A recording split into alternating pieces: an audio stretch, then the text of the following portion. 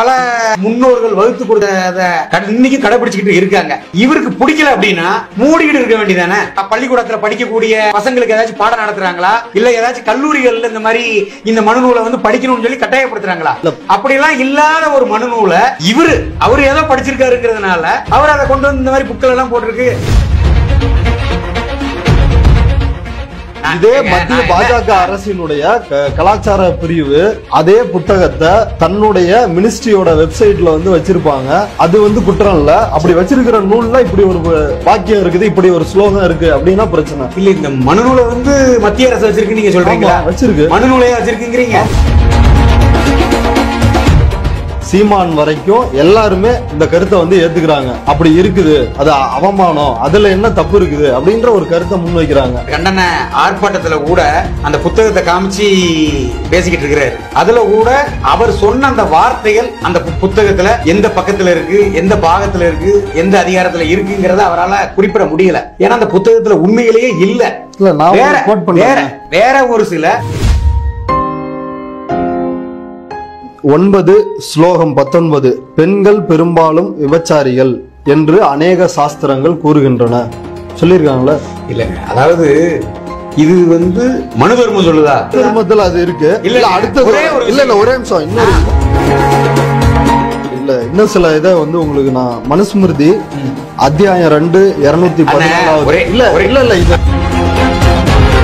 ராமவர்மா அப்படின்ற திருவிதாங்கூர் சமஸ்தானத்து மன்னருடைய உத்தரவின் பேரில் சரி நம்பூதிரி பிராமணர்கள் வரும் பொழுது இப்ப நீங்க சொன்ன இந்த 18 ஜாதியை சார்ந்தவர்களும் மேலாடை இடுப்புக்கு மேல எந்த துணியும் அணிய கூடாது, முட்டிக்கு கீழே எந்த துணியையும் அணியக்கூடாது.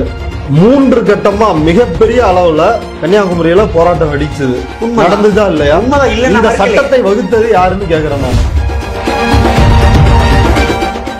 ஒரு புத்தகத்துல இருக்கிறத மேல்கோர் காட்டுறது கீழ்த்தரம் அப்படின்னா சரி, சொந்த கருத்தாவே சங்கராச்சாரி சொல்லிருக்கிறாரு. அவரை நீங்க என்ன சொல்லுவீங்க? நீங்க சொன்ன கருத்து நான் உண்மையிலே கேள்விப்படல. உண்மையிலே கேள்விப்பட்டிருந்தேன் அப்படின்னா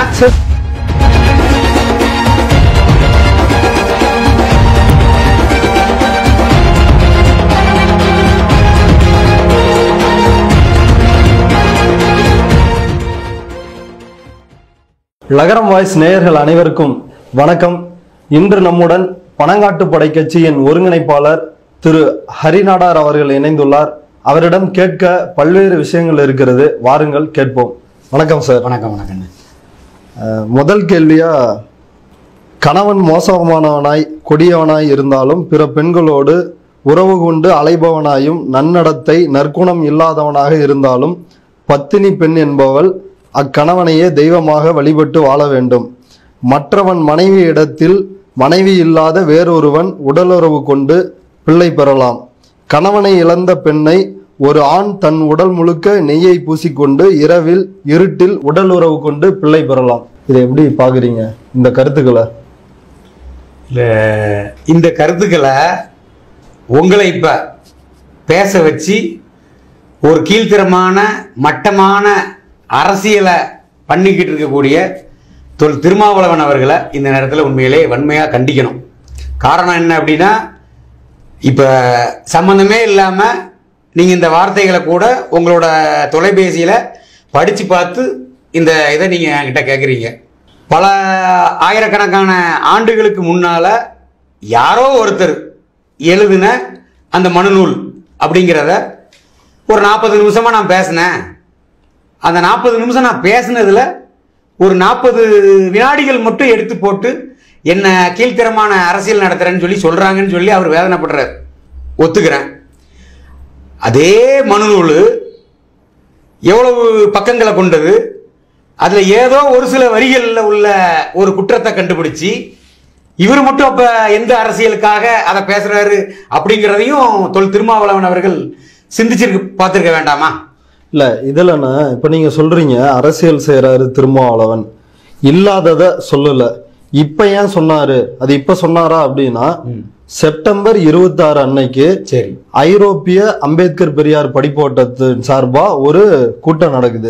அந்த கூட்டத்துல இந்த வரலாற்றை பற்றி பேசும்போது இந்த மனு தர்மத்தை கோடிட்டு இந்த விஷயத்த சொல்றாரு. அப்படி சொல்ல வேண்டிய தேவையும் அதுல இருக்குது. இது சொல்லுது சரியா தப்பா? இல்ல அதாவது சொல்லக்கூடிய வழிமுறைகள்னு ஒண்ணு இருக்கு இல்லையா, நாங்க அதான் சொல்ல வரோம். இந்த ஐரோப்பிய கண்டத்துல உள்ள ஒரு கான்ஃபரன்ஸ் இதுல அவர் பேசுறாரு கொள்றாருங்கிறது ஒரு பக்கம் இருந்தால் கூட இவர் ஒரு பொறுப்புள்ள ஒரு கட்சி தலைவர். பொதுத்தலங்கள்ல விவாதிக்கும் போது நம்ம சொல்லக்கூடிய ஒரு வார்த்தைகள் சொல்லடைகள் யாரோட மனசையாவது காயப்படுத்துமா அப்படிங்கிறத பார்க்கக்கூடிய கடமையும் பொறுப்பும் அவருக்கு இருக்கா இல்லையா, அதை நீங்க சொல்லுங்க. இல்ல, ஒரு நூல்ல இருக்கிறத தான் அவர் வந்து சொல்றாரு. இப்ப அந்த நூலை எழுதியவர்களை, அந்த நூலை என்ன பதிப்பிக்கிறவங்கள, அந்த நூல் சரிதான் அப்படின்னு வாதாடுபவர்களை நீங்க எதிர்ப்பீங்களா, இல்ல அந்த நூல்ல இப்படி இருக்குது அப்படின்னு சொன்னவங்களை எதிர்ப்பீங்களா? நாங்க என்ன சொல்ல வரோம் அப்படின்னா, அவருக்கு அந்த புத்தகத்துல உள்ள வார்த்தைகளோ வாக்கியங்களோ நடைமுறைக்கு ஒத்து வராதுங்கிற மாதிரி அவர் நினைச்சாரு அப்படின்னா அதை அவர் சட்டப்படி கையாளலாமே. இல்ல சார், ஒரு பாராளுமன்ற உறுப்பினர் சட்டப்படி கையாளலாமே. இன்னைக்கு ஒரு பொதுத்தளத்துல கடவுள் படைச்ச எல்லா பெண்களுமே விபச்சாரிகள் தான் அப்படின்னு சொல்லி அந்த புக்கில் போட்டிருக்குன்னு சொல்லி வெட்ட வெளிச்சமா பகிரங்கமா, அதாவதுங்க அவரு திராவிட கொள்கையை ஜாலரா போட்டுக்கிட்டு இருக்கிறாரு. இன்னொன்னு, இந்துக்களோட கடவுள்களை அவரு கடவுளா நினைக்கிறது கிடையாது. ஆனால் இந்துக்கள் ஒரு கடவுள் வழிபாட்டுகளை பல முன்னோர்கள் வகுத்து கொடுத்ததை இன்னைக்கு கடைபிடிச்சுக்கிட்டு இருக்காங்க. இவருக்கு பிடிக்கல அப்படின்னா மூடிக்கிட்டு இருக்க வேண்டியதானே. எதனால இந்துக்களோட மனசு நோகும்படியா இவர் ஏன் தொடர்ந்து இந்துக்களையே கொச்சப்படுத்திக்கிட்டு கீழ்த்தரமா பேசிக்கிட்டு அதோட கண்டென்ட்டா இப்ப கடைசியில பெண்களையும் கேவலப்படுத்துற நோக்கில இவர் பண்றது அரசியல். இந்த விஷயத்துல வந்து ரொம்ப வெளிப்படையானது. இந்த புத்தகத்துல இருக்கிறத அவர் பேசியிருக்கிறாரு. ஒண்ணு, இது எப்பயோ எழுதப்பட்டது, எங்கேயோ இருக்குது, அதை எடுத்து அவர் சொன்ன எதுக்காக அவர் பேசுறாரு அப்படின்னு ஒரு அந்த மனுள் இன்னைக்கு நடைமுறையில இருக்கா? இல்ல எங்கேயாச்சும் பள்ளிக்கூடத்துல படிக்கக்கூடிய பசங்களுக்கு ஏதாச்சும் பாடம் நடத்துறாங்களா, இல்ல ஏதாச்சும் கல்லூரிகள்ல இந்த மாதிரி இந்த மனு நூலை வந்து படிக்கணும்னு சொல்லி கட்டாயப்படுத்துறாங்களா? அப்படியெல்லாம் இல்லாத ஒரு மனு நூலை அவரு ஏதோ படிச்சிருக்காருங்கிறதுனால அவர் அதை கொண்டு வந்து இந்த மாதிரி புக்கள் எல்லாம் போட்டிருக்கு. இதை எடுக்கணும்னு சொன்னா கூட அதை முறைப்படி ஒரு நாகரிகத்தோட கோட்டை நாடலாமே. இல்ல, மத்திய கலாச்சாரத்துறை அமைச்சகம்னு இருக்கு, உங்களுக்கு தெரிஞ்சிருக்கும். சரி, அது தன்னோட இணையதளம் வெப்சைட்ல வந்து இதே அவர் சொன்ன இந்த கருத்துக்கள் அடங்கிய, நேரடியா பொருள் தரக்கூடிய கருத்துக்கள் அடங்கிய ஸ்லோகத்தை ஆங்கிலத்துல பதிவு செஞ்சிருக்கிறாங்க. இன்னமும் இருக்குது, இப்பயும் இருக்குது. ஒரே விஷயம் தாங்க, மத்திய அரசு இல்ல இதே மத்திய பாஜக அரசினுடைய கலாச்சார பிரிவு அதே புத்தகத்தை தன்னுடைய மினிஸ்ட்ரியோட வெப்சைட்ல வந்து வச்சிருப்பாங்க. அது வந்து குற்றம் இல்ல. அப்படி வச்சிருக்கிற நூல்ல இப்படி ஒரு வாக்கியம் இருக்குது, இப்படி ஒரு ஸ்லோகம் இருக்கு அப்படின்னா பிரச்சனை இல்ல. இந்த மனு நூலை வந்து மத்திய அரசு வச்சிருக்கு நீங்க சொல்றீங்களா? வச்சிருக்கு, மனு நூலையே வச்சிருக்கீங்க. ஆமா, இல்ல தன்னுடைய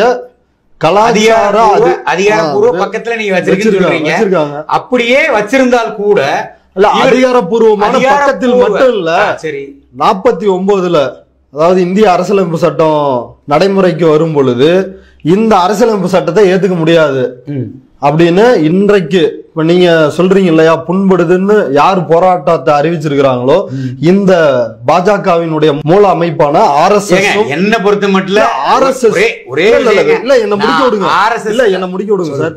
இந்த RSSம் இந்து மகாசபாவும் இந்திய அரசியலமைப்பு சட்டத்தை ஏத்துக்க முடியாது. மனுஸ்மிருதி தான் இந்தியாவோட கான்ஸ்டிடியூஷன், அதை வந்து அமல்படுத்து அப்படின்னு அன்னைக்கு கோரிக்கை விடுத்தாங்க, குரல்களை எழுப்புனாங்க. சரி, இது வந்து ஏதோ வரலாற்றுல அங்க நடந்துச்சு இங்க நடந்துச்சு, 2 உதாரணங்களும் உங்க முன்னாடியே கொடுத்துட்டேன். இதுக்கு நீங்க பதில் சொல்லணும். இல்ல, அதாவது இப்ப நீங்க சொல்ற மாதிரி இப்பவும் மத்திய அரசு இந்த புத்தகத்துல உள்ளத ஆன்லைன்ல வச்சிருக்காங்கிற மாதிரி நீங்க சொல்லக்கூடிய கருத்து உண்மையா இருக்கும் பட்சத்துல இவர் ஒரு பொறுப்புள்ள பாராளுமன்ற உறுப்பினர். அதை நீக்கிறதுக்கு பல வழிமுறைகள் இருக்கு. ஒரு பொதுத்தளத்துல நம்ம சொல்லக்கூடிய ஒரு வார்த்தைகள்னால அது யாரோட மனசையாவது காயப்படுத்துமா அப்படிங்கிறத அவர் பார்க்கணுமா வேண்டாமா, அதைத்தான் நாங்க சொல்றோம்.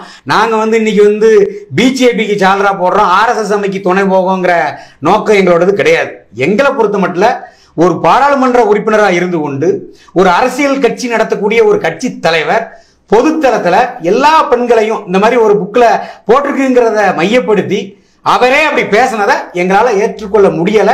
அதனால காவல்துறை உரிய நடவடிக்கை எடுத்து அவரை கைது செய்யணும்னு சொல்லி எங்களோட பணங்காட்டுப்படை கட்சி சார்பா நாங்க கோரிக்கை வச்சிருக்கிறோம். இப்ப பனங்காட்டுப்படை கட்சியும் பாஜகவும் தான் இதை தீவிரமா எதிர்க்கிறத பாக்குறோம். இல்லங்க, பல தமிழ் தேசிய அமைப்புகள் பல தமிழ் தேசிய அமைப்புகள் வந்து இப்படிதான் இருக்குது, அதுல எந்த மாற்று கருத்தும் இல்ல. திராவிட அமைப்புகளும் சரி, திமுகல இருந்து சீமான் வரைக்கும் எல்லாருமே இந்த கருத்தை வந்து ஏத்துக்கிறாங்க. அப்படி இருக்குது, அது அவமானம், அதுல என்ன தப்பு இருக்குது அப்படின்ற ஒரு கருத்தை முன்வைக்கிறாங்க. இல்லைங்க, ஒரே விஷயம், ஒரு சகோதரர் திருமாவளவன் அவர்கள் வந்து அன்னைக்கு நடந்த அந்த கண்டன ஆர்ப்பாட்டத்துல கூட அந்த புத்தகத்தை காமிச்சு பேசிக்கிட்டு இருக்கிறாரு. அதுல கூட அவர் சொன்ன அந்த வார்த்தைகள் அந்த புத்தகத்துல எந்த பக்கத்துல இருக்கு, எந்த பாகத்துல இருக்கு, எந்த அதிகாரத்துல இருக்குங்கிறத அவரால் குறிப்பிட முடியல. ஏன்னா அந்த புத்தகத்துல உண்மையிலேயே இல்ல. வேற ஒரு சில வார்த்தைகள், வேற ஒரு சில குறிப்புகள் அந்த புத்தகத்துல உள்ளதை குறிப்பிட்டிருக்கிறாரு.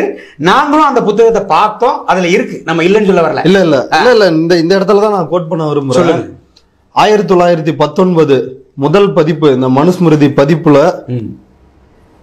அத்தியாயம் 9 ஸ்லோகம் 19, பெண்கள் பெரும்பாலும் விபச்சாரிகள் என்று அநேக சாஸ்திரங்கள் கூறுகின்றன சொல்லியிருக்காங்களா?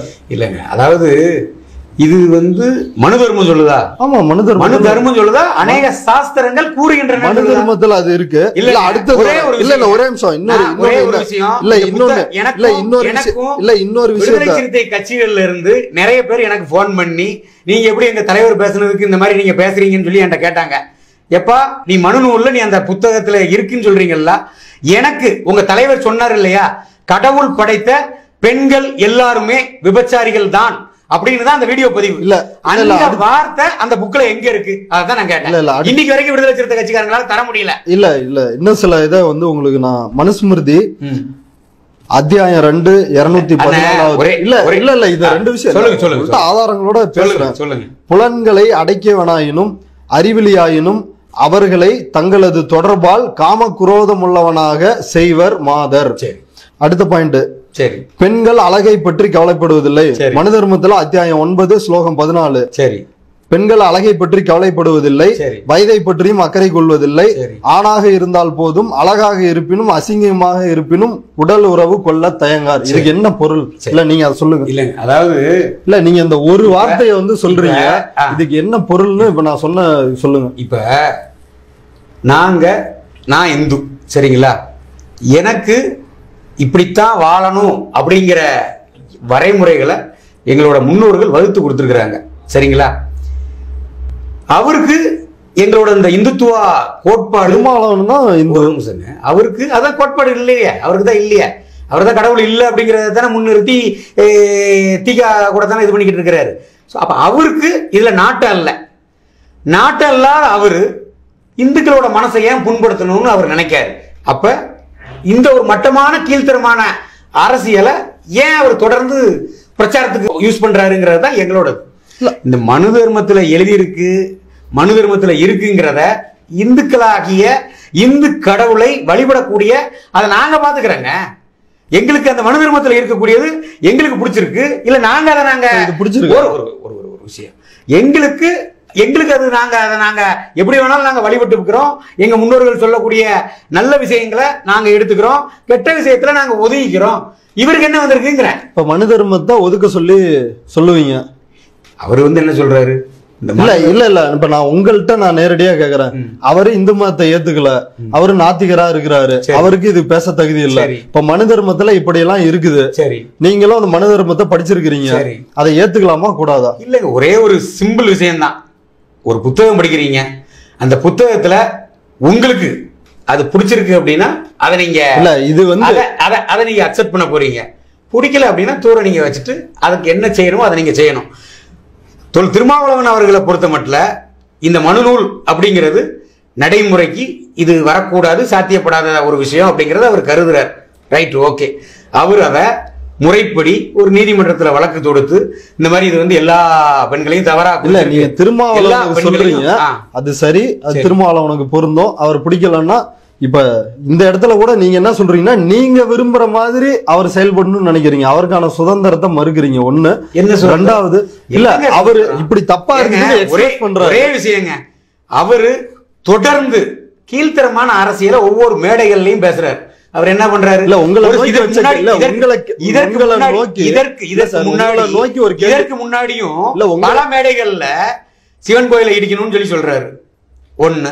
இன்னொன்னு வந்து அசிங்கமாக இருக்கக்கூடிய பொம்மைகள் இருக்கக்கூடியது எல்லாமே வந்து இந்து கோவில்கள் சொல்லி இந்து மதத்தை நம்பி, அதாவது என்ன சொல்றது, மனசார ஏத்துக்கிட்டு இருக்கக்கூடிய இந்துக்களோட மனசு புண்பட முடிய பேசுறாரு. அது மட்டும் இல்லாம பெண்களை குறிச்சு பல மேடைகள்ல தவறுதலா பேசுறாரு. சரக்கு இருக்கு மிடுக்கு இருக்குங்கிற மாதிரி உள்ள தோணிகள் எல்லாம் பேசுறாரு.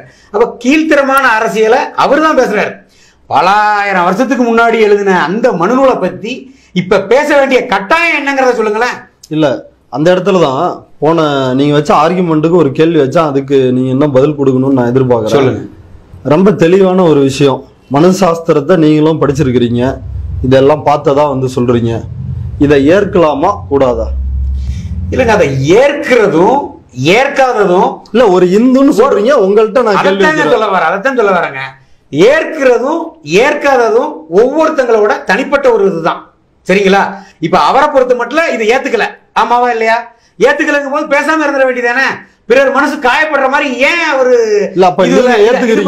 நீங்க மனு தர்மத்தை நான் ஏத்துக்கிறேங்கிற ஒரு கட்சியினுடைய ஒருங்கிணைப்பாளரா சரி உங்கள்கிட்ட ஒரு ஸ்டாண்ட கேக்குறேன். இல்லங்க, இப்ப மனு தர்மத்துல இப்படி எல்லாம் இருக்குது. மனு தர்மம் இப்ப பயன்பாட்டுல இருக்கா இல்லையா? இல்ல அது பயன்பாட்டுல இருக்கா இல்லையா?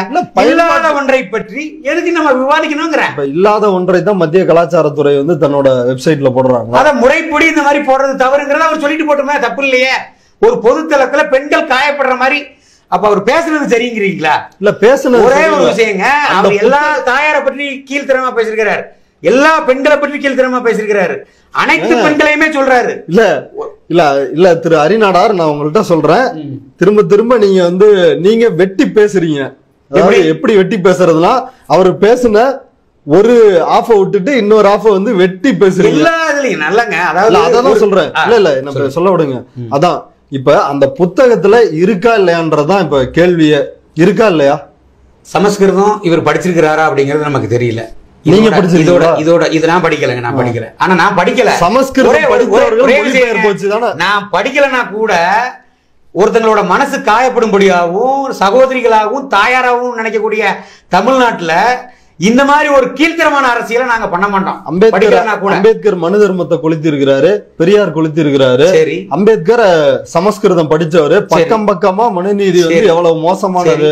அவரு எதுக்காக கொளுத்தினாரு? இல்ல அவருக்கு இந்த இந்த புத்தகத்துல வந்து அவருக்கு எது பிடிக்கல அப்படிங்கறத உண்மையிலேயே அது அவர்கிட்ட அவர்தான் தெளிவா சொல்றாரு. சாதியினுடைய ஒரு வகைப்பாட்டை இந்த நூல் வந்து நியாயப்படுத்துதுன்றாரு. சரி, வர்ண தர்மத்தை இது நியாயப்படுத்துது. சரி, பிரம்மனோட தலையில் பிறந்தவன் பிராமணன். ஒரே ஒரு விஷயத்தை நான் கேட்கிறேன். இப்ப இந்த மனு நூல்ல பெண்கள் இப்படி இருக்கணும், ஆண்கள் இப்படி இருக்கணும், பொதுவான மக்கள் இப்படி இருக்கணுங்கிற ஒரு நடைமுறையை முன்னோர்கள் யாரோ எழுதி வச்சிருக்காங்க, ரைட்டா? இதே மாதிரிதான் பைபிள்லையும் கிறிஸ்துவ மதத்துல பைபிள்லையும் பெண்கள் எப்படிலாம் இருக்கணும், ஒரு நிமிஷம், பெண்கள் எப்படிலாம் இருக்கணும், ஆண்கள் எப்படி நடந்துக்கணும், ஒரு குடும்பத்தை எப்படி நடத்தணும்னு சொல்லி பைபிள்லயும் இருக்கு. அதே மாதிரி குரான்லையும் முஸ்லிம் சகோதரர்கள் படிக்கக்கூடிய குரான்லையுமே ஒரு குடும்பம் எப்படி நடத்தணும், ஒரு குடும்ப தலைவர் எப்படி இருக்கணும், பெண்கள் எப்படிலாம் இருக்கணும்னு சொல்லி ஒரு சில கட்டுப்பாடுகள் இருக்கு. அத திருமாவளவன் அவர்கள் இந்த மாதிரி ஒரு மாற்று மதத்தையோ இல்ல மாற்று மதத்துக்குள்ள உள்ள ஒரு இதே அவரால் விமர்சனம் பண்ண முடியுமா? சொல்லலாமா? சொல்ல முடியுமா? சொன்னா ஏத்துக்குவாங்களா? இல்ல இந்த இடத்துலதான் இன்னொரு கேள்வி இருக்கு. அவரு நீங்க ஒரே ஒரு விஷயம், இந்த மதம் தான் நீங்க சொல்லக்கூடிய மாதிரி விவாதத்துல நாங்க நினைச்சா கூட ஒரு சில கருத்துக்களை வந்து அதுல தவறா போட்டிருக்கு, இதுல தவறா போட்டிருக்குன்னு எங்களாலையும் சொல்ல முடியும். ஆனால் அந்த மாதிரி ஒரு கீழ்த்தரமான ஒரு பிற மதத்தினர் புண்படக்கூடிய காரியங்களை யாருமே செய்யக்கூடாதுங்கிறத நான் சொல்ல வரேன். இப்ப மனு தர்மம் முன்னோர்களால சொல்லப்பட்டிருக்குது, ஆண்கள் இப்படி இருக்கணும், பெண்கள் இப்படி இருக்கணும், குடும்பம் இப்படி நடத்தணும் அப்படின்னு சொல்லிட்டு அதுல சொன்ன ஒரு விஷயத்தை உங்களுக்கு குறிப்பிடணும்னு விரும்புறேன். ஒரு நாடார், ஒரு வன்னியர், ஒரு தேவர், ஒரு கவுண்டர், யாரா இருந்தாலும் பார்ப்பனர் அல்லாத பிராமணர்கள் அல்லாத மற்ற சமூகத்தினர் தவறு செஞ்சா, ஒரு கொலை செய்தால் அவங்கள தூக்கில போடணும். பிராமணர்கள் தவறு செஞ்சா அவங்களுக்கு மொட்டை அடிச்சா மட்டும் போதும். முடியிறக்க செஞ்சா மட்டும் போதும். இதுதான் வந்து நெறி. இல்ல இதுதான் நீங்க சொல்ற மனு தர்மம் போதிக்கிற நெறி. இதை ஏத்துக்கிறீங்களா? நான் என்ன இதை ஏத்துக்கிறீங்களா? இதை ஏத்துக்கிறீங்களா? இன்னைக்கு நடைமுறையில இது இருக்கு அப்படிங்கறதுதான். அவரு கீழ்த்தரமான அந்த ஒரு அரசியல் தேவையில்லாம சமூக வலைதளங்கள்ல அவர் பேசி இன்னைக்கு யாரையும் தூக்கு போடுறாங்களா? தேவர்களையும் நாடார்களையும் வன்னியர்களையும் இந்த யாராவது ஒரு இது பிராமணருக்கு மட்டும் மொட்டை அடிச்சுட்டு மத்தவங்க எல்லாம் தூக்கல போடுறாங்க. பதில் சொல்றேன், சொல்லுங்க. இல்ல பதில் சொல்றேன். இப்ப ஜாதியினுடைய இருப்பை இந்த மனு தர்ம சாஸ்திரம் தான் தக்க வைக்குது, இதுல இருக்கிற கோட்பாடு தான் தக்க வைக்குது அப்படின்றதான் அம்பேத்கர் அதுல வச்ச மிக முக்கியமான குற்றச்சாட்டு. வர்ண தர்மத்தை இது நியாயப்படுத்துது. இவன் வந்து பிரம்மனோட தலையில பிறந்தவன், இவன் உயர்ந்தவன், தோல்ல பிறந்தான் சத்திரியன், இடையில பிறந்தான் வைசியன், கால்ல பிறந்தான் சூத்திரன் அப்படின்னு சொல்லி ஒரு மனிதனை பிறப்பின் அடிப்படையில இது கிளாசிஃபை பண்ணுது. இன்னைக்கு அதனாலதான் தலையில பிறந்தோம் அப்படின்ற ஒரு காரணத்துக்காக தான் நான் கோயிலுக்குள்ள அர்ச்சனை பண்றேன். இன்னைக்கு கால்ல பிறந்ததுனாலதான் கோயிலுக்கு வெளியே நின்று கும்பிடுற.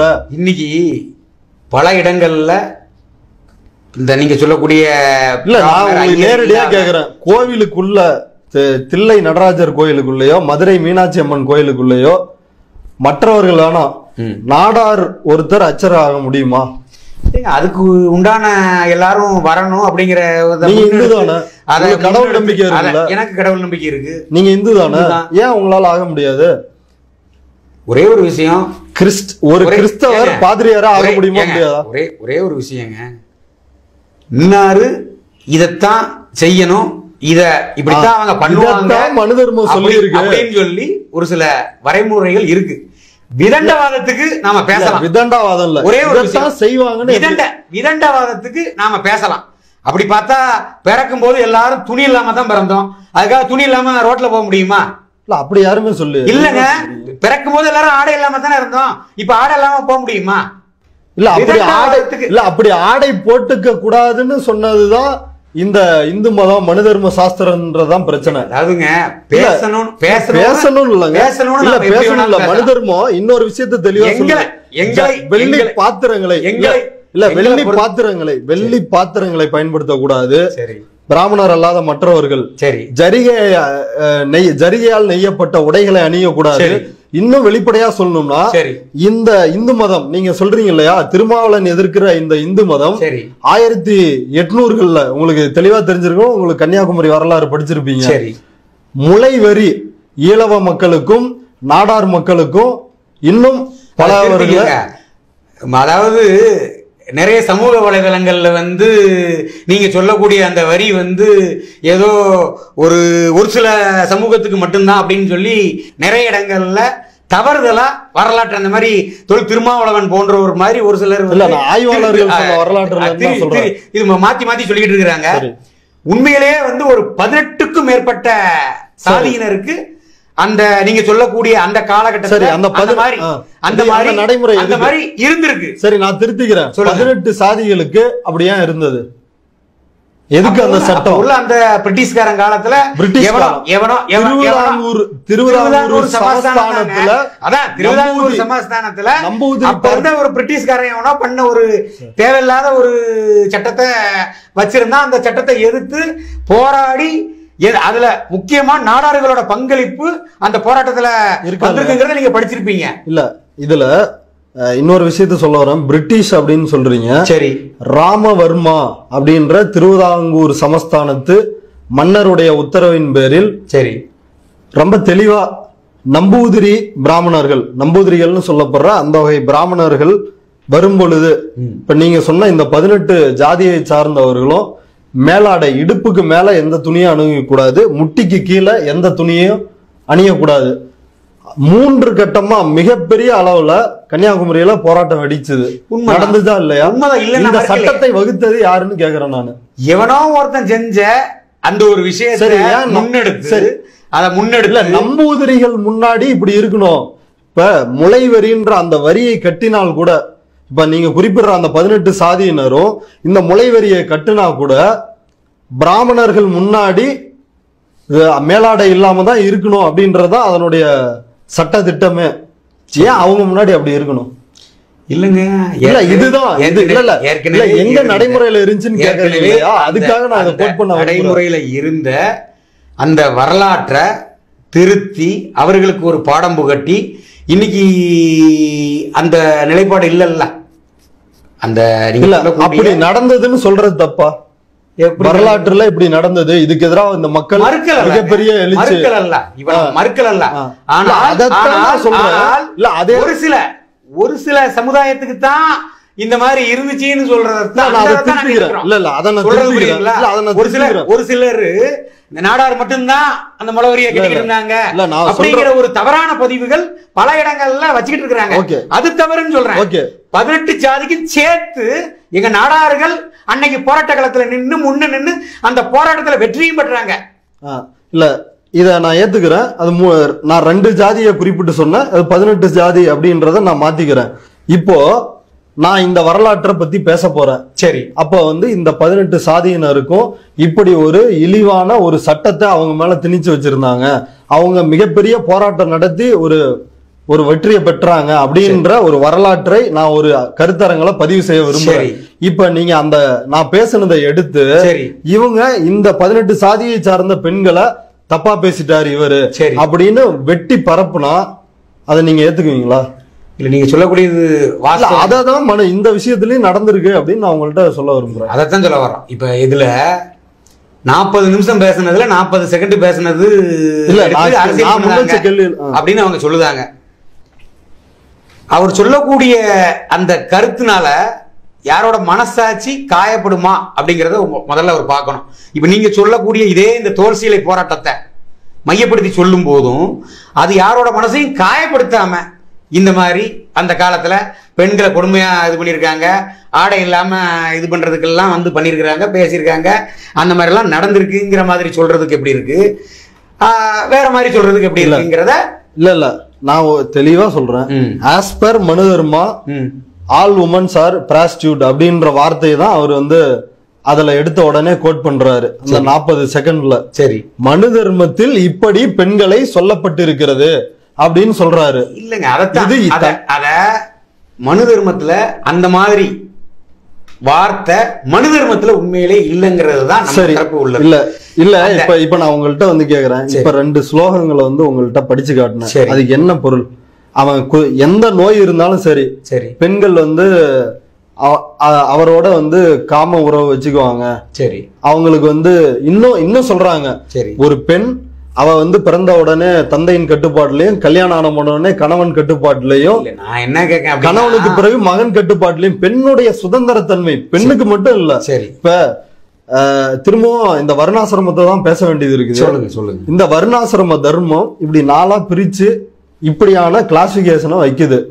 அப்படி இந்த 18 சாதிகள் நீங்க சொன்னீங்க இல்லையா, அவங்க இப்படிதான் இருக்கணும் அப்படின்ற ஒரு நெறிமுறையையும் அங்க வச்சு அவங்களை அடக்கி ஒடுக்குறாங்க. சரி, இப்ப இதை எதிர்க்கணுமா இல்ல ஆதரிக்கணுமா? இல்ல நான் என்ன கேட்க அப்படின்னா, பெண் உரிமையை காக்கணும்னு சொல்லி சகோதரர் திருமாவளவன் அவர் போராடுறான்னு சொல்றாரு.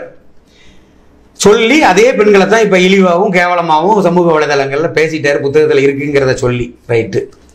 இன்னைக்கு நீங்க சொல்லக்கூடிய அதே மனுநூல்ல உடன்கட்டை ஏறணுங்கிற மாதிரிலாம் இருந்துச்சுன்னு சொல்லி அந்த மனுநூல்ல இருக்குன்னு சொல்றீங்க, ரைட்டு. இன்னைக்கு யாராச்சும் உடன்கட்டை ஏறுறாங்களா? இல்ல பெண்களோட உரிமை இன்னைக்கு பறிக்கப்பட்டுக்கிட்டு இருக்கா? ஆணுக்கு நிகர் பெண்கள் இன்னைக்கு அனைத்து துறைகள்லயுமே சிறப்பா விளங்குறாங்களா இல்லையா? ஆணவ கொலைகள் நடக்குது இங்க பல இடங்கள்ல தமிழ்நாட்டுல நடக்குது. இப்ப சமீபத்துல ஆடு வேலி தாண்டி போயிருச்சு அப்படின்றதுக்காக காலில் விழுந்து கும்பிட சொன்னதை பார்த்தோம். சரி, ஒரு ஊராட்சி மன்ற தலைவரை தரையில உட்கார வச்சதை பார்த்தோம். நடந்துட்டு தானே இருக்குது தினசரி. சரி, இந்த மாதிரி விஷயங்களுக்கு எந்த மாதிரி செயல்முறையை கொண்டு வரணும்னு நீங்க நினைக்கிறீங்க? இல்ல எந்த மாதிரி ஒரு கட்சி ஒருங்கிணைப்பாளரா நீங்க தான் அதை முன்வைக்கணும். ஒரு நெறியாளரா உங்கள்கிட்ட நான் இந்த கேள்விகளை முன்வைக்கிறேன். சரி, ஏன்னா அந்த பொறுப்பு ஒரு கட்சி ஒருங்கிணைப்பாளருக்கு இருக்கிறதா நான் பாக்குறேன். சரி, நீங்க சொல்லக்கூடிய இதெல்லாமே சரிதான். பேசக்கூடிய ஒவ்வொரு மேடைகள்லையுமே மாற்று சமுதாய பெண்களையும் மாற்று சமுதாய இளைஞர்களையும் தவறா ஒரு தலைவர் பேசலாமா? அப்படி திரும்ப எங்கேயும் பேசலையா? பல மேடைகள்ல பேசியிருக்காங்க. உங்களுக்கு வேணா நானே என் போன்ல எடுத்து தரேன், யூடியூப்ல நீங்க தட்டி பாருங்க. அவர் பேசியிருக்கக்கூடிய எவ்வளவோ விஷயங்கள். 10 மாசம் நீ இன்னும் அதெல்லாம் நான் சொல்ல விரும்பலன்னு நினைக்கிறேன். அந்த மாதிரி விஷயங்கள் எல்லாம் கூட பேசி ஒரு ஜாதிய வன்மத்தை அவரோட சுய லாபத்துக்காக அரசியல்ல திணிக்கிறாரு. அப்ப அது எந்த மாதிரி அரசியல்? என்ன பொறுத்த மட்டும் பெண்களுக்கு தமிழ்நாடுன்னு கிடையாது, பொதுவாகவே இந்தியாவெங்கும் பெண்களுக்கு கொடுக்கக்கூடிய உரிமைகள்லாம் எல்லாமே சிறப்பாக கொடுத்துக்கிட்டு இருக்காங்க. ஒரு சில இடங்கள்ல நீங்க சொல்ல மாதிரி ஒரு சில இடங்கள்ல உண்மையிலே பெண்கள் வந்து கற்பழிக்கப்படுறாங்க, சில பிரச்சனைகள் எல்லாம் சந்திக்க நேரிடுது. அதெல்லாம் நான் மறுக்கல. அதெல்லாம் வந்து அரசின் முழு கவனத்தை செலுத்தி அதெல்லாம் தடுக்கிறதுக்கு என்னென்ன வழிவகைகளை செய்யணுமோ அதை கண்டிப்பா செய்யணும். அதுக்கு நாங்க வந்து பெண்களுக்கு உரிமைகள் எப்பவுமே கிடைக்கணுங்கிற கோரிக்கையை வலியுறுத்தி என்னைக்குமே நாங்க எங்களோட பணங்காட்டுப்படை செயல்படும். அதுல மாற்றுக்கிறது கிடையாது. துறைகள்லையுமே பெண்கள் வந்து சீரு சிறப்புமா முன்னேறிக்கிட்டு தான் வராங்க. அப்படி இருக்கும் பட்சத்துல என்னைக்கோ ஒரு எத்தனையோ பல ஆண்டுகளுக்கு முன்னாடி எழுதின அந்த ஒரு நூலை மேற்கோள் காட்டுறேன்னு சொல்லி இவ்வளவு கீழ்த்தரமா பொதுத்தளத்துல இவர் விவாதிக்க போய் இன்னைக்கு பல இடங்கள்ல இப்ப நம்மளே இதே டாபிக்கை திரும்ப திரும்ப திரும்ப திரும்ப பெண்களை குறிச்சு வேற மாதிரி எல்லாம் பேசக்கூடிய ஒரு இது உண்மையிலே வருத்தமா இருக்கு. இல்ல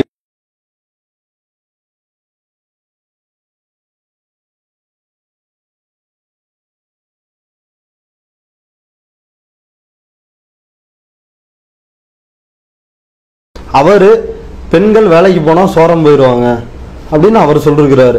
அவரை என்ன வார்த்தைகள் பயன்படுத்தி திட்டுவீங்க? அசிங்கமா நீங்க தான் திட்டிக்கணும்.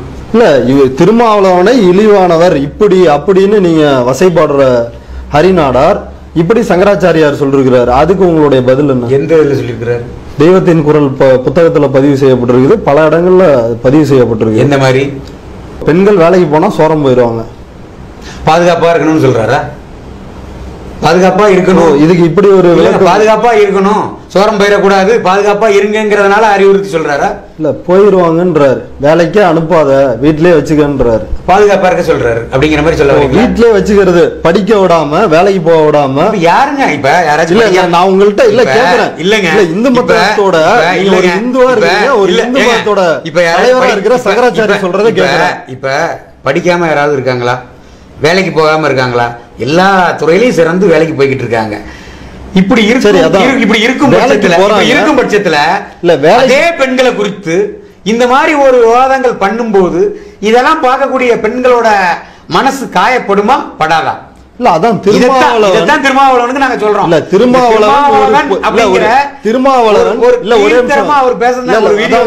திருமாவளவன் ஒரு புத்தகத்துல இருக்கிறத மேல்கோர் காட்டுறது கீழ்த்தரம் அப்படின்னா சரி, சொந்த கருத்தாவே சங்கராச்சாரி சொல்லிருக்கிறாரு. அவரை நீங்க என்ன சொல்லுவீங்க?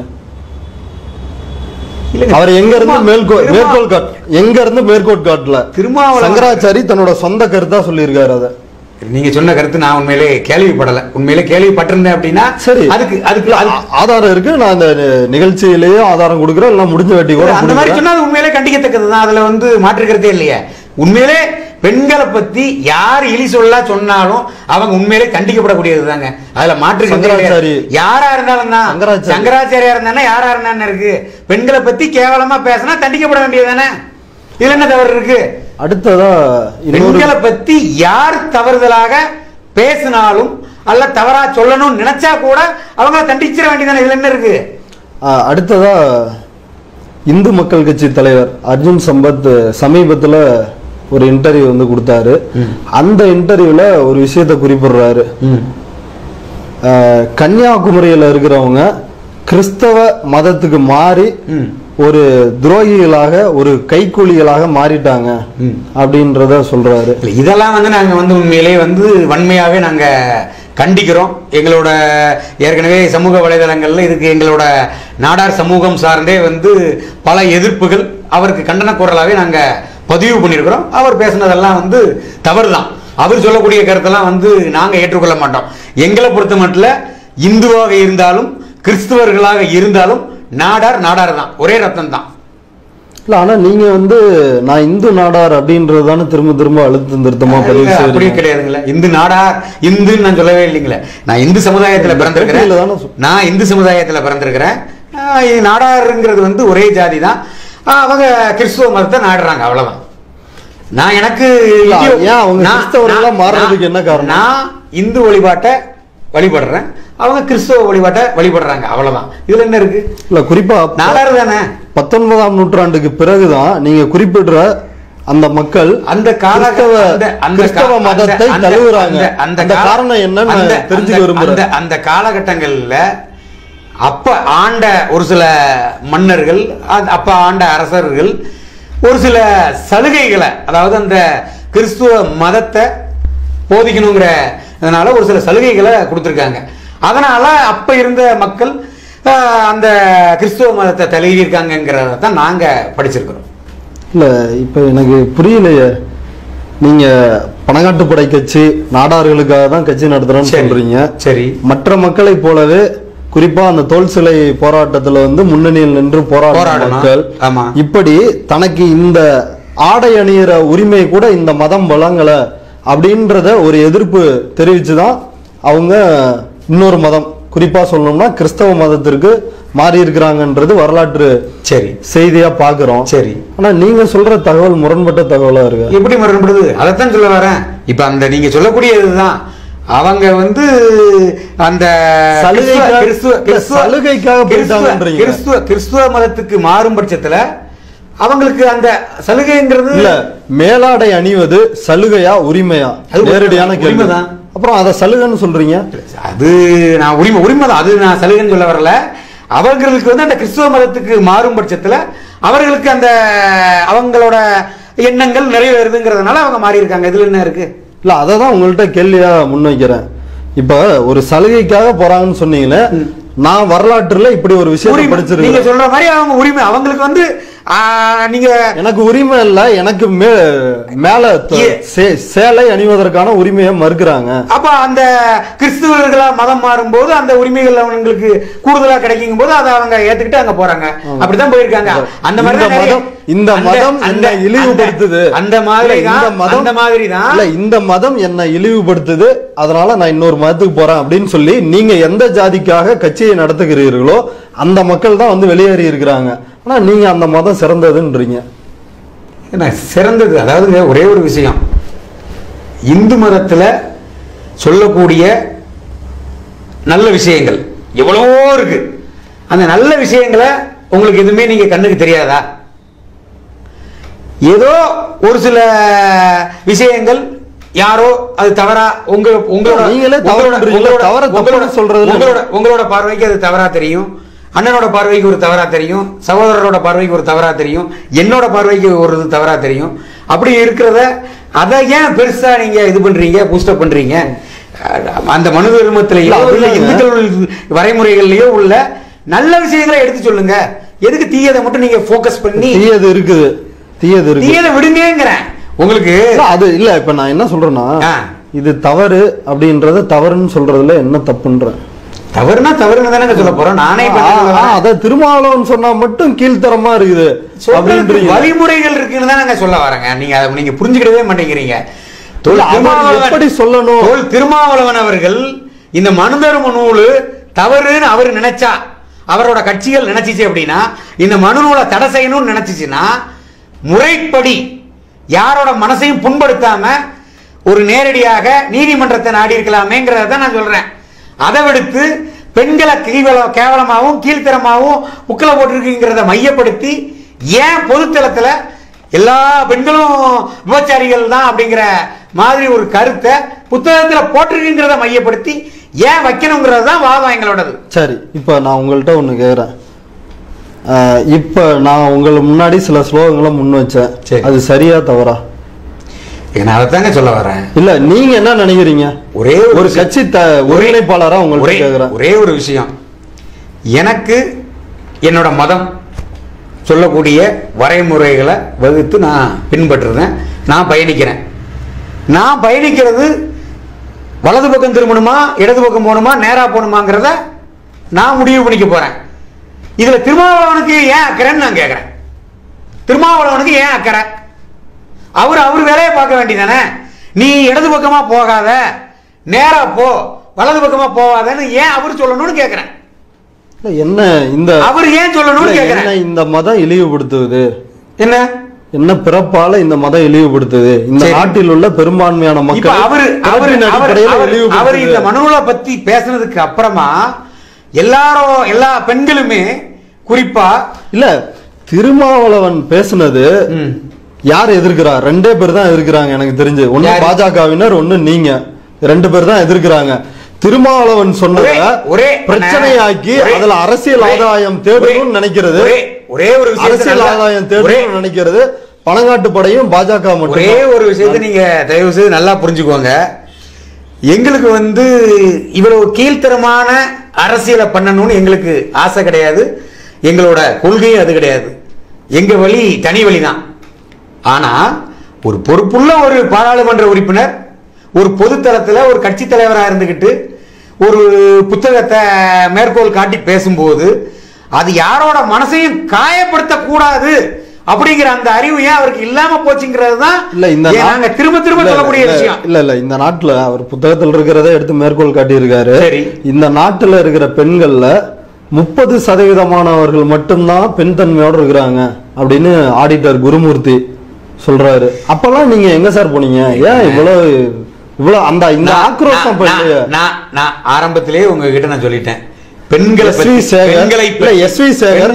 சமகாலத்துல நடந்ததா சொல்றேன். பெண்களை ஒரு சம்பவம் நடக்கும் பொழுது நீங்க என்ன ஸ்டாண்ட் எடுத்தீங்கன்னு நான் கேக்குறேன். அந்த எஸ்வி சேகர் நடக்கிறப்போ நீங்க கட்சியோட ஒருங்கிணைப்பாளர் தானே? இல்ல, அப்ப எங்க கட்சியை நாங்க ஆரம்பிக்கலங்க. உண்மையிலே அப்ப கட்சி ஆரம்பிக்கல. ஆனால் கூட எஸ்வி சேகர் அவர்கள் பேசுனது தவறு தான், இல்லைன்னு சொல்லலையே. பெண்களை பத்தி யாரு எந்த அரசியல் கட்சி தலைவராக இருந்தாலும் சரிதான், பெண்களை மதிக்கணும்னு தாங்க நான் சொல்றேன். இதே மனுநூல்ல பெண்களை குறிச்சு பெண்களுக்கு மதிப்பு கொடுக்கணும், பெண்களை தெய்வமா பார்க்கணும், இதெல்லாம் ஏன் சொல்லலன்னு தான் கேட்கிறேன். மனுநூல் அப்படி சொல்லி எவ்வளவோ இடங்கள்ல இருக்கு, நீங்க நல்லா பாருங்க. எடுத்து காமிக்கிறேன் பாருங்க. பெண்களை அத்தியாயம் 5, 8, 9 அது என்ன சொல்லுது? பெண்களை குறித்து எவ்வளவோ விஷயங்கள் நல்லதெல்லாம் சொல்லியிருக்காங்க. அந்த கருத்தெல்லாம் முன் வைக்காம அதுல உள்ள ஒரு சில விஷயங்களை முன்னெடுத்து ஒரு கீழ்த்தரமான அரசியல் இப்ப இவருக்கு தேவையாங்கிறது தான் எங்களோட வாதம். அவர் உண்மையிலே பெண்கள் மேல அளவில்லா மதிப்பும் மரியாதையும் வச்சிருக்கேன்னு சொல்லக்கூடிய தொல் திருமாவளவன் அவர்கள் உடனடியா அனைத்து பெண்கள்கிட்டே அவர் மன்னிப்பு கேட்டா நல்லதுதான். அப்படி இல்லை அப்படின்னா காவல்துறையே இந்த மாதிரி பொதுத்தளத்துல அவர் பேசுனதுக்கு வழக்கு பதிவு பண்ணியிருக்கிறாங்க, கைது நடவடிக்கை மேற்கொள்ளணும். இல்ல, இப்ப பேசுனது உங்க மனசை புண்படுத்துறதா இருந்தா உங்க கட்சியினரும் பாஜகவினரும் போய் நீதிமன்றத்துல நாடி இருக்கலாமே. இப்ப எல்லாருமே வழக்கு போட்டிருக்கோம்ல, நாங்க வழக்கு போட்டிருக்கோம்ல. தொல் திருமாவளவன் அவர்கள் பெண்களை கேவலப்படுத்தி கீழ்த்தரமான ஒரு அரசியலை விட்டுட்டு இல்ல அப்படிங்கறத அதை விட்டுட்டு அவருக்கு எதிரா இப்ப நீங்க சில வார்த்தைகளை குறிப்பிடுறீங்க. சரி, இதை விட மோசமான வார்த்தையில ஆன்லைன்ல சமூக வலைதளங்களை பார்த்து பேசுறாங்கல்ல, அதைத்தாங்க கேக்குறேன். ஏங்க ஒரே ஒரு விஷயங்க, தொல் திருமாவளவன் ஒரு சமூகத்தோட தலைவர், அது இல்லாம ஒரு கட்சி நடத்தக்கூடிய ஒரு லீடர். ஒரு விஷயம், சாதாரண ஒரு திருமாவளவனை நீங்க சொல்லக்கூடிய தகாத வார்த்தைகளை சொல்லி யார் திட்டினாலும் பிசிஆர் வன்கொடுமை தடுப்பு சட்டம் பாஞ்சிருமா பாஞ்சிராதா? ஆனா இன்னைக்கு இந்த அநாகரிகமான பேச்ச இவர் பேசினதுனாலதான் இன்னைக்கு எல்லாரும் கொந்தளிச்சு போய் பேசுறாங்க. அதனால சட்டம் ஒன்னும் சும்மா யாரையும் பாஞ்சிராது. அதுதான் உண்மை, நிதர்சனமான உண்மை. இல்ல, காவல்துறை பாஜகவுக்கு ஆதரவா இருக்குது அப்படின்றதான் இந்த தரப்போட குற்றச்சாட்டா இருக்குது. எங்களை பொறுத்த மட்டும் காவல்துறை யாரா இருந்தாலும் சரிதான், பிஜேபி தப்பு செஞ்சாலும் பிடிச்சி உள்ள போடுங்க, தப்பா பேசினாலும் பிடிச்சி உள்ள போடுங்கன்னு நான் சொல்ல வரேன். யாரும் தப்பு செஞ்சா அதுக்கு நாங்க துணைவாகக்கூடிய ஆட்கள் நாங்க கிடையாது. எங்களை பொறுத்த மட்டும் பெண்களை சகோதரிகளா நாங்க மதிச்சுக்கிட்டு இருக்கிறோம், தாய்மார்களா நாங்க நினைச்சுக்கிட்டு இருக்கிறோம். அப்படி இருக்கக்கூடிய தமிழ் கலாச்சாரத்துல சீரழிக்கும் வகையில ஒரு பதிவு இந்த நேரத்துல இப்ப உள்ள அரசியலுக்கு இது தேவையில்லைன்னு நான் சொல்ல வரேன். யாரோ எழுதின அந்த மனுநூல் இன்னைக்கு நடைமுறையில இல்லைங்க, அதுதானே உண்மை. இன்னைக்கு இந்த மனுநூல்ல உள்ளதை எல்லாரும் பின்பற்றிக்கிட்டு இருக்காங்களா அப்படிங்கிறத நீங்க ஒரு இந்துவா கிறிஸ்தவர்னு எனக்கு தெரியல, நிறைய பேர் இதெல்லாம் அதை பின்பற்றுதாங்கன்னு சொல்ல முடியாது. ஆனால் ஜாதிய முறைகள் தேவையில்லாம இவர் இப்ப அவரோட சுய லாபத்துக்காக இந்த மாதிரி பிஜேபிக்கு அகேன்ஸ்டா இந்துத்துவாவுக்கு அகேன்ஸ்டா எதையாச்சும் ஒண்ணு நம்ம ஒரு கருத்து தெரிவிச்சோம் அப்படின்னா இது நல்ல ஒரு வைரலாகவும் டிஎம்கேல கூடுதலா சீட்டு கிடைக்கும், பணம் கிடைக்குங்கிற ஒரு கீழ்த்தரமான எண்ணத்தோட அவர் பண்ணியிருக்காருன்னு தான் நாங்க நினைக்கிறோம். இந்த மனுநூலை பத்தி பேசுறதுக்கு தகுதி உள்ள ஒரே மனுஷர்னு சொன்னா ஐயா வைகுண்டர், அதை நான் ஒத்துக்கிறேன். ஆனா அவர் திருமாவளவன் போன்றவர் வந்து அவர் சொல்ற கீழ்த்தரமான அரசியல் அவர் சொல்றது கீழ்த்தரமான அரசியல் பண்றத சொல்றது வந்து நம்ம இப்ப ஐயா வைகுண்டர் வந்து இந்து மதத்தில் இருக்கிற இந்த பிரச்சனை எல்லாம் ஏத்தாரு, அதெல்லாம் ஏத்துக்குவீங்களா? இந்து மதத்துக்குள்ள இருக்கிற இந்த சாதிய சிக்கல், இந்த சடங்கு சம்பிரதாயன்ற பேர்ல இழிவுபடுத்துற இதெல்லாம் ஏத்திருக்காரு. இன்னைக்கு எங்க இழிவா இது பண்ணிக்கிட்டு இருக்காங்க, அதை சொல்லுங்க. எங்க இழிவு பண்ணிக்கிட்டு இருக்காங்க, எங்க இழிவு பண்ணிக்கிட்டு இருக்காங்கன்னு சொல்லுங்க. இன்னைக்கு இப்ப நீங்க சொல்றீங்க சகோதரர் திருமாவளவன் அவர் ஊர்ல அவர் சின்ன குழந்தையா இருந்தப்ப டீ கடையில போய் எப்படி டீ குடிச்சார் அப்படிங்கிறது அவருக்கு தெரியும். ஆமாவா இல்லையா? அல்லது அவர் சார்ந்த சமூகத்துக்கு தெரியும். இன்னைக்கு அதே சமூகத்தை பார்த்து நான் கேட்கிறேன், இன்னைக்கு அவங்க எப்படி டீ குடிச்சிட்டு இருக்காங்க? சார் பல இடங்கள்ல எப்படி டீ குடிச்சிட்டு இருக்காங்க? கிராமங்கள்ல இருக்கு. எல்லாரையும் போல எல்லாரும் குடிக்கிற மாதிரி தான் குடிச்சிட்டு இருக்காங்க. நகரங்கள் வந்து அப்படி வந்திருக்கலாம், கிராமங்கள்ல இன்னமும் இரட்டை கோலை முறை அந்த மாதிரி எல்லாம் வந்து நீங்க வேணா சொல்லிக்கிடலாம். நடைமுறையில இன்னைக்கு பொறுத்த மட்டும் எல்லாருமே வந்து சகோதரத்துவத்தோட அண்ணன் தம்பியா பழகிக்கிட்டு இருக்காங்க. சும்மா வேணும்னா இவங்க வந்து இந்த பிசிஆர் சட்டம் இவங்களுக்கு பின்புலத்துல இருக்குங்கிறத மையப்படுத்திக்கிட்டு தேவையில்லாம ஜாதி கலவரத்தை உருவாக்குறதும், இந்த மாதிரி தேர்தல் நேரங்கள் நெருங்குற நேரத்துல எதையாச்சும் ஒன்ன சர்ச்சைக்குரிய விதண்டவாதத்துக்கு பேசிட்டு கீழ்த்தரமான அரசியலை பண்ணிக்கிட்டு இருக்காங்க. இதை இவர்கள் எல்லாம் வந்து நிறுத்திக்கிடணும். அப்படி இல்லை அப்படின்னா வரப்போற இந்த 2021 சட்டமன்ற தேர்தலில் விடுதலை சிறுத்தை கட்சிகள் கூட கூட்டணி வச்சிருக்கக்கூடிய அனைத்து கட்சிகளையுமே, ஏன்னா பெண்களை இவ்வளவு கேவலமா பேசின இவங்க கூட எல்லாம் கூட்டணி வச்சிருக்கிற யாரையுமே தொகுதிக்குள்ளேயே பெண்கள்லாம் வரவிட மாட்டாங்கிறத நான் அந்த இதன் வாயிலா சொல்லிக்க கடமைப்படுறேன். இவ்வளவு நேரம் லகரம் நேயர்களுக்காக பனங்காட்டுப்படை கட்சியின் ஒருங்கிணைப்பாளர் பல்வேறு கேள்விகளுக்கு விடையளித்தார். அவருக்கு உங்கள் சார்பாகவும் என்னுடைய சார்பாகவும் நன்றி. நன்றி.